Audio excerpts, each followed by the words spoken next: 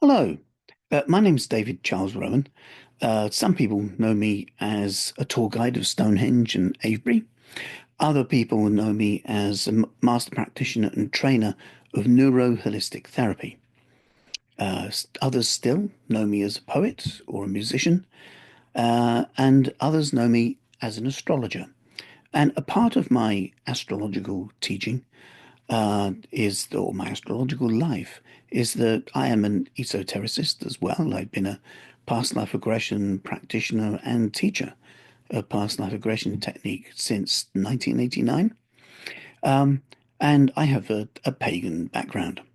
And a part of my pagan background was in the very early days, there was a great emphasis on protection, psychic self-defense. And in those early days, we were taught a couple of fairly easy to follow techniques that I've found through my life to be very effective. And talking with a few people recently, I formed the conclusion that it might be fortuitous to redo the video on this because the old one was locked in with the old Facebook account. And when that got, you know, discontinued because of hacking, it's now meant that I can't share the video because it's tied up with that. So that's the reason for redoing this after, what, 10 years, I think it was, when I made the original one. So, two techniques then, very simple. I'm a simple person, and I like things to be simple enough that I can remember them easily.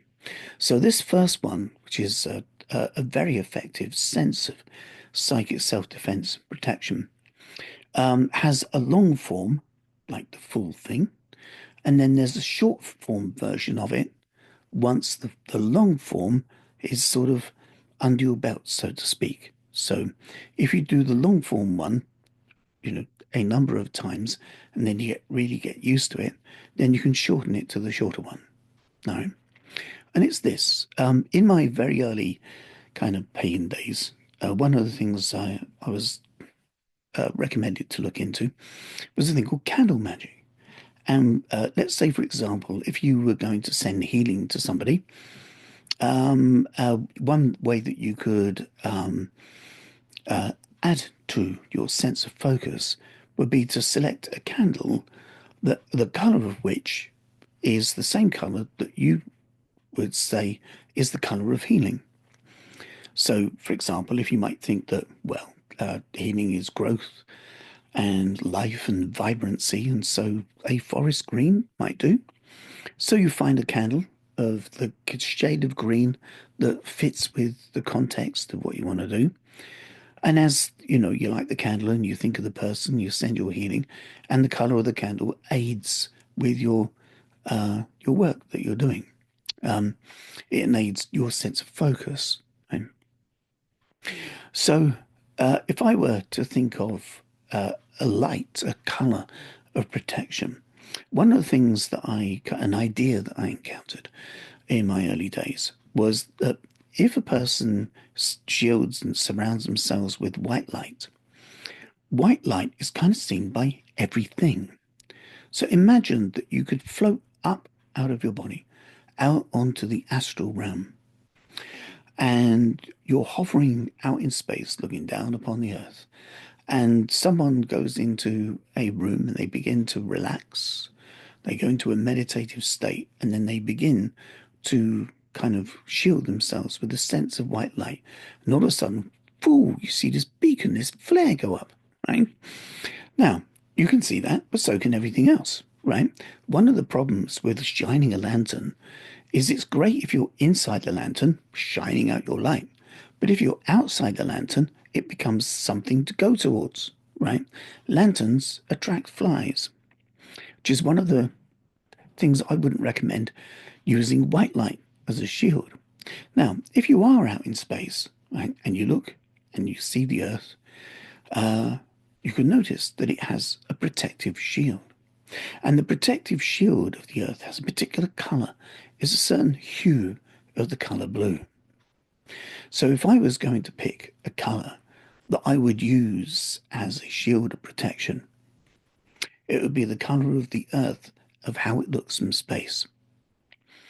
So imagine, right, imagine wherever you're sitting or wherever you're lying right now, just imagine, perhaps close your eyes, and imagine you can drift up and float out into space and look at the stars. And as you look at the stars, just imagine you can pick out a star that's perhaps a little bit brighter, a little bit larger than the others, like you were picking out a private star, a private world. And imagine that among the colours of that star, the hue of blue seems a little more vibrant because the light from that star is coming towards you. See, when light is going away, it looks red. When light is coming towards you, it looks blue because the light waves are more compressed. And so just imagine that beam of blue light travels across eons and eons and eons of the universe, but exceptionally quickly. And all too soon, it enters our solar system, and you see this ball of blue light go floating past Saturn and its rings, past the huge Jupiter, past the red planet Mars, and down and down. And it starts to get closer to the Earth. And as it passes the moon, it begins to go through the outer layer of the stratosphere and cloud, causing the cloud to look slightly blue as it passes through the cloud. And as it emerges clear of the cloud, you notice that it's actually hovering above the part of the Earth in which your body is currently geographically positioned. And that ball of blue light that's about the size of a football floats closer and down and closer to your body. And it enters the space that you're in, causing the environment around you to take on a sort of a blue hue. And as this ball of light gently floats towards the crown of your aura, as it touches your aura, immediately your aura takes on this blue hue, this protective light. And this protective light is around you, above you, beneath you, behind you. You are cocooned within this shield of blue light.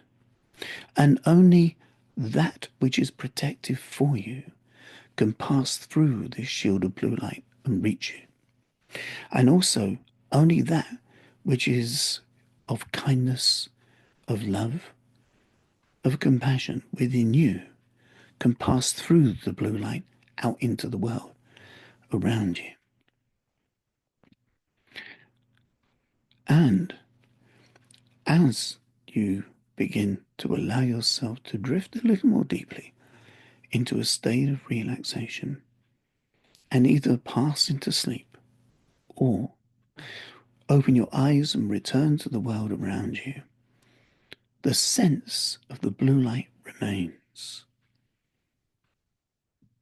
And if you are about to walk through your day and participate in the events of living, that sense of blue light will be with you all the way until it's time to sleep. And if you're about to sleep, this sense of blue light will remain shielding around your body until you wake at the dawn. And if you do this as part of your cleansing routine at the beginning of each day and also at the end of each day, for many weeks, months, years, it will refortify your aura. It will carry with you and shield your aura. After a while, you'll find that that long form of drawing the light from the far distant stars of space is less necessary because you can get the sense of that light just by seeing it above your head and allowing it to touch you and shield and cocoon you completely. And this is an old form of self-protection and self-defense. I do not know the originating root, but I do know that it's been tried, practiced, and used for many, many years It's something that becomes intrinsic to one's nature. In the 1980s, at uh, a group meeting, um, a person who I had a great deal of respect for uh, announced with a bit of a humorous voice that they had been doing that mirror thing. And obviously, that opened the question, what did you mean by that mirror thing? And they said that they felt that there was someone a bit antagonistic around, but they didn't know who it was. Almost as if they were under not necessarily psychic attack, but more like psychic disgruntlement or psychic irritation. Right. So they said, so we did the mirror thing in order to resolve it. We said, right, okay, but what is it? Right. They said, oh, right. What do? You get yourself in a relaxed state, right? And imagine that you're inside a ball of mirrors. Obviously, the mirrors are facing outwards, right? And you're inside it. And you just kind of allow yourself to sort of relax or meditate a bit inside the ball of mirrors, knowing that whatever anyone is sending to you, their good wishes, their goodwill, their antagonism, their upset, whatever it is, right, just reflects off the ball of mirrors and returns to sender. And one of the delights of doing that is that, of course, it's very passive, right? And so you're not disturbing anyone's karma. You're not sending any wheels in motion. All you're doing is allowing people to receive what they send themselves. That's all. You're not adding to anything. You're not fueling any fire. All you're doing is just merely being a mirror. And they said sometimes when this has been done, about a month later, they find that they get occasional phone calls from people completely unprompted, telling of their good news. And quite often there might be one person who goes, yeah, and this happened and that happened. And you kind of know, oh, right, it was you. Yes. So if you ever feel that you're under some kind of sense of disgruntlement from someone, you can do the ball of mirrors thing, and everything will be in a state of balance, which is nice. So I hope this is helpful with both of these two little techniques, and yeah, enjoy them. The blue light thing is a very beautiful thing to do. Yeah, I even went to the point of at one stage in my 20s, I bought a very soft blue light bulb, and I used to have that shine on me while I was sleeping as well. Completely unnecessary, but at the same time, I was in a very vulnerable space, and so it felt comforting, at the time. And yes, if it helps you to feel comfortable and it causes no harm, that's fine. So take very good care of you, look after you, look after you holistically. So look after your body with good nutrition, look after your mind with good information and wonderful literature. Care for your heart by, allowing that which causes your heart to smile to come into your sphere, and allow your emotional immune system to create space from toxins, and do that intellectually, emotionally, spiritually, physically, etc., and have a very healthy life and look after you. I hope this is helpful. Let me know what you think. Take care. Bye.